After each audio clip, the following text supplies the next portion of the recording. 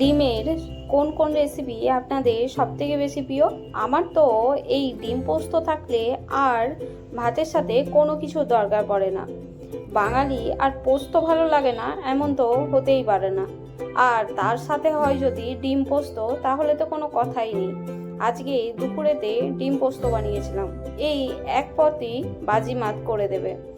প্রথমেই আমি এখানে ডিমগুলি অল্প জলেতে নুন দিয়ে সেদ্ধ করতে দিয়ে দেব। এখানে আমি 3টি ডিম নিয়েছি, আপনারা আপনাদের পছন্দ মতো নেবেন। ডিমগুলি সেদ্ধ করে ভালো করে ছাড়িয়ে আমি হাফ হাফ করে কেটে নেব। আপনারা চাইলে গোটাও পোস্ত বানাতে পারেন, তবে যদি হাফ হাফ করে করেন তাহলে খেতে খুব ভালো হয়, ডিমের ভেতরে মশলা সমানভাবে ঢোকে। আর আমি এখানে কাঁচা লঙ্কা দিয়ে পোস্ত বেটে নিয়েছি। তারপরে ডিমগুলি হাফ হাফ করে কেটে আমি এখানে উপর থেকে অল্প নুন ছড়িয়ে দিচ্ছি। নুন ছড়িয়ে আমি এখানে কড়াইয়ে তেল গরম করে নেব। কড়াইতে আমি একটু বেশি পরিমাণেই তেল দিয়েছি। কড়াইয়ে তেল দিয়ে আমি এখানে ডিমগুলি ভেজে নেব।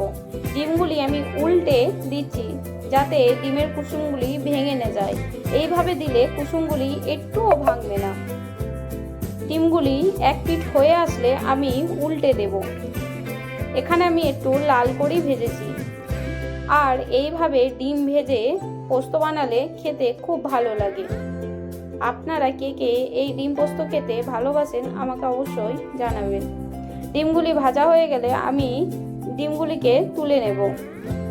একটি প্লেটে আমি ডিমগুলি তুলে নিয়ে ওই কড়াইয়েতেই আমি দিয়ে দেব আর একটু সরষের তেল। তেল দিয়ে আমি এখানে 2টি কাঁচা লঙ্কা চেরা দিয়ে দিয়েছি। আপনারা এখানে শুকনো লঙ্কাও দিতে পারেন, আর যদি চান এখানে গোটা জিরেও ইউজ করতে পারেন, তাহলেও খেতে খুব ভালো হয়। এখানে আমি 2টি কাঁচা লঙ্কা দিয়ে দেব পেঁয়াজ কুচি। পেঁয়াজ কুচিগুলো দিয়ে ভালো করে ভেজে নেব। পেঁয়াজটাকে উল্টে পাল্টে বেশ নাড়াচাড়া করে আমি ভালো করে ভেজে নেব। পেঁয়াজগুলি একটু ব্রাউন কালার হয়ে গেলে আমি এখানে দিয়ে দেব জল। তবে পেঁয়াজগুলি একটু ভালো করে ভাজবেন যাতে পেঁয়াজগুলি শক্ত শক্ত না রয়ে যায়। পেঁয়াজগুলি এরকম ভাজা হয়ে গেলে আমি দিয়ে দেব জল। এখানে জল দিয়ে আমি দিয়ে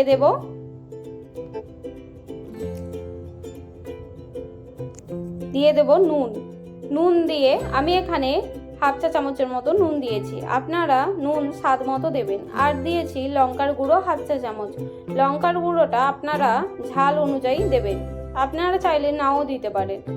লঙ্কার গুঁড়ো দিয়ে আমি একটুখানি ফুটিয়ে নিয়েছি। যখন জলটা ফুটে আসবে তখন আমি এখানে দিয়ে দেব ডিমগুলি। ডিমগুলি দিয়ে বেশিক্ষণ রাখবো না, অল্প একটু ফুটে আসলেই আমি দিয়ে দেব পোস্ত। পোস্তটা আমি আগে থেকেই বেটে রেখেছিলাম কাঁচা লঙ্কা দিয়ে, তাই এখানেও কিন্তু ঝাল আছে, আপনারা ঝালটা কিন্তু বুঝে দেবেন। পোস্ত দিয়ে আমি একটুখানি নাড়াচাড়া করে একটু ফুটতে দেব। তবে ডিম বেশিক্ষণ ফোটাবেন না, তাহলে কিন্তু ভেঙে যাবে সব। আমি এই রকম গ্রেভিটা যখন গাঢ় হয়ে আসবে তখন নামিয়ে নেব।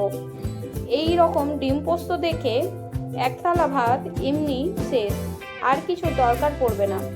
ডিমের সব রেসিপির থেকে আমার এই ডিম পোস্তই সবথেকে বেশি ভালো লাগে।